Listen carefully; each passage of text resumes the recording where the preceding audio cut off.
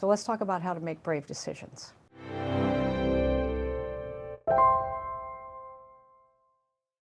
Number one, stop asking for advice. Now this is Raymond Charles Barker.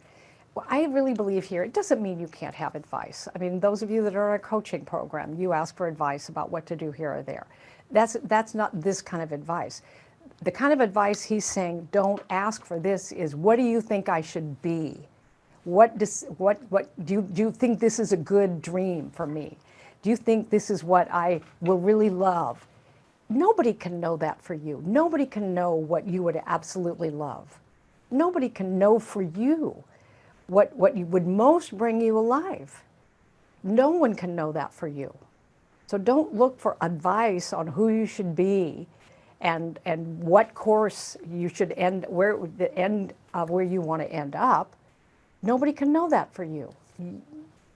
So we stop looking outside ourselves. He says freedom of mind action is your birthright. You were born to be you. Your consciousness is fully, who you are is fully equipped to express you. But you have to realize that you can be you. Otherwise, you're a potpourri of other people's decisions. You just get buffeted by what other people think you should be and do and how you would show up. So on page 29 in your book, if you study it later during this week, is stop asking for advice. Page 30, seek within for ideas. That's why we ask the question, what would I love? Nobody can answer that for you, but you. And what happens for many of us is the moment we start to entertain what we would really love, we turn our attention to all the reasons we can't have it. So in this phase, we're putting all of that on hold. Seek within for ideas. He says every successful person is a success because they used ideas that arose within their own mind. Original thinking does not come from another person. It happens in you, in your own mind. And you are spiritually equipped to be an original thinker. Be clear and definite. That's why without an outcome in mind, without a place you stand 4 months from now, a year from now, you can't be clear and definite. But once you are clear and definite, you make a decision for it. I'm a speaker teacher, and I'm going to travel around the country for a year with my family in tow, and I'm going to learn what this means to do this work in the world. I'm doing this thing. Well, what about the kids? What about you don't have any money, and I'm doing this thing. I'm doing this thing. I'm doing this thing, and you serve it that day. I'm creating the best friendship that I can create with another female friend of mine. I'm showing up today as that. And then this pull to lesser Mary shows up, and no, I override that in that moment because I'm doing this thing. I'm creating a great friendship. What do I do when I'm creating a great friendship? And take that action. The infinite mind creates out of itself. It does this by first forming clear, definite ideas into form by stating, let there be. In the beginning, it says, in the beginning was the void. So in the beginning of this 4 months is the void. It's like it's all up for shaping and molding into a result. What will that result be? In the absence of a new decision, it will be pretty much what the last 4 months were, because that's the pattern of our expression. And it'll be the pattern of our expression until we make a new decision about ourselves, a new decision. I'm doing this thing. I don't have all the answers, but the infinite does. The infinite knows. And where's the resources going to come from? Wherever they are right now, they're in the infinite. The infinite mind creates out of itself. It does this by first forming clear, definite ideas into form by stating, let there be, and you wrote down what was most important to you. So know what you want. Decide it shall happen. See, as you really think now into your dream, your vision, your scaffolding images, have you firmly decided this is happening, this is going to happen? I am up to whatever it takes for this to occur in my life. This matters to me. And even more so than the thing itself is who I become in the process. That has served me so well over the years that yes, it's the thing, but even more so, in this little brief little window of life, I want to know, in fact, who I can be, what I'm made of, that I didn't create myself, that I'm not doing this alone. I can't even beat my heart alone. And that by means of this, because life itself, this sacred energy, is seeking to express more through Mary now than before. Your conscious mind makes the decision and your subconscious mind acts upon the decision. The word decide comes from the Greek, deisia, which means to cut away from. To cut away from. If I'm entered, well, maybe it'll be this and maybe it'll be that. And I mean, but once I decide it's going to be this, I'm doing this thing.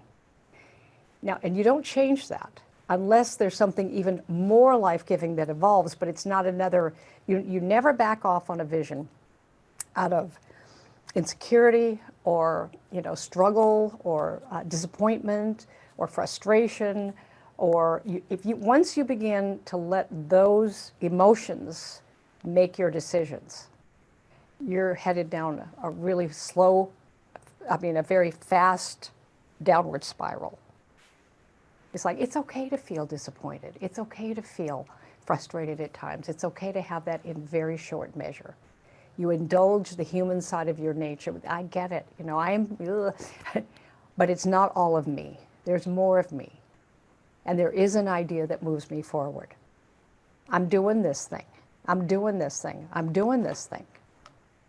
In fact, one of the videos I've shown you before, you hear Les Brown's voice saying, every day, you got to quiet those critics outside you and you got to quiet those critics inside you.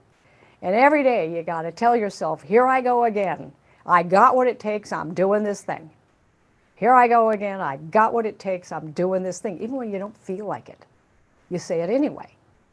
And the subconscious picks it up and it begins to operate from that direction. You've given it direction. The decision gives all the power that you have access to direction. So be clear and definite.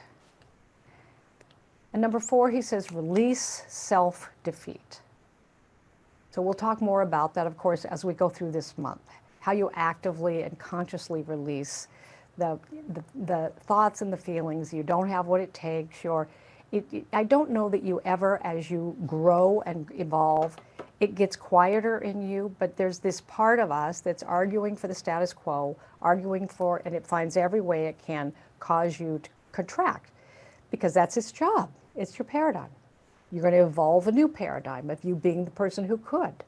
I would never have known the laws and how they work to the degree if I hadn't put myself in a condition, a situation that I believe served my greater outcomes that had challenge in it.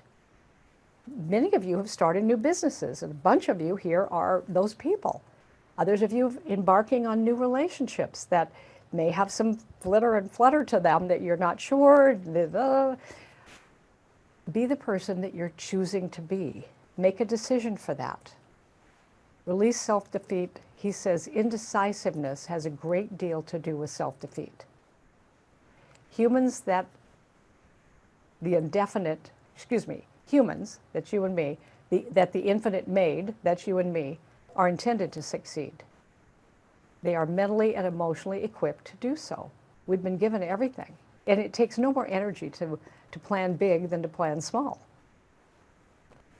A right decision concerning the present and future may be all that is needed to turn a failure-prone person into a success-adventuring person.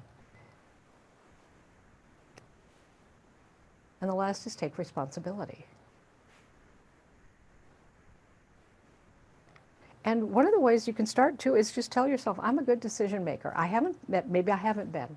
Maybe up until now, and you start looking at the amount of time required to make a decision. One time, this is years ago, I went to get my hair done. I was still living in Portland, Oregon. I went to get my hair done. And I was a busy professional at the time.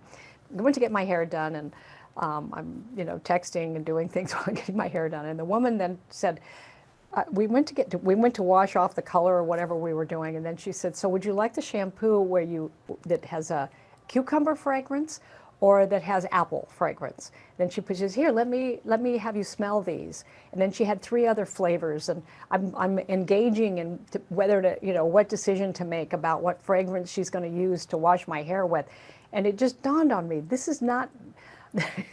It doesn't matter. This decision just doesn't matter to me. I said, "Which one would be your choice? I really don't care about this. You may have a favorite. I'm happy to explore a favorite that you've got." So you can begin to notice your decision-making habits. Which ones do you engage in that really aren't required or useful? Now, I'm going to get a new pair of tennis shoes. I think I'll research all the brands that are available. I think I'll study which ones seem to have the longevity, which ones clean up the easier. Well, you can do that. Is that really in service of what's most important to you?